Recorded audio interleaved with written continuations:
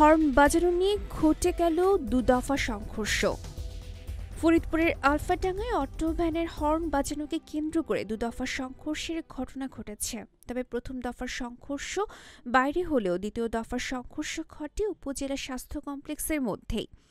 এতে কলেজ ছাত্রসহ উভয় পক্ষের দুজন গুরুতর আহত হয়। মঙ্গলবার সন্ধ্যা ৭টার দিকে উপজেলা স্বাস্থ্য কমপ্লেক্সের জরুরি বিভাগে দ্বিতীয় দফার সংঘর্ষের ঘটনা ঘটে।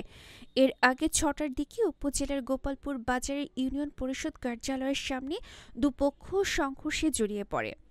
জানা যায়, উপজেলার গোপালপুর ইউনিয়নের কামারগ্রাম এলাকার হানিফ রেজার ছেলের সঙ্গে একই ইউনিয়নের চর কুচিয়াগ্রাম এলাকার মোহাম্মদ ফকিরের অটো ভ্যানের হর্ন বাজানোকে কেন্দ্র করে সংঘর্ষ বাধে।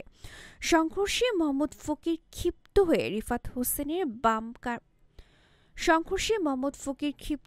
রিফাত হোসেনের বাম পাশের কান কামড়িয়ে কিছু অংশ ছিঁড়ে ফেলেন।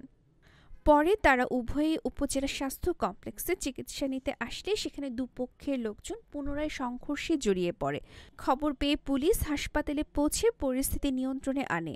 পরে কর্তব্যরত চিকিৎসক তাদের দুজনকে ফরিদপুরের মেডিকেল কলেজ হাসপাতালে স্থানান্তর করেন। ফরিদপুরের আলফাডাঙ্গা থেকে মিয়া রাকিবুল, গণমানুষের আওয়াজ।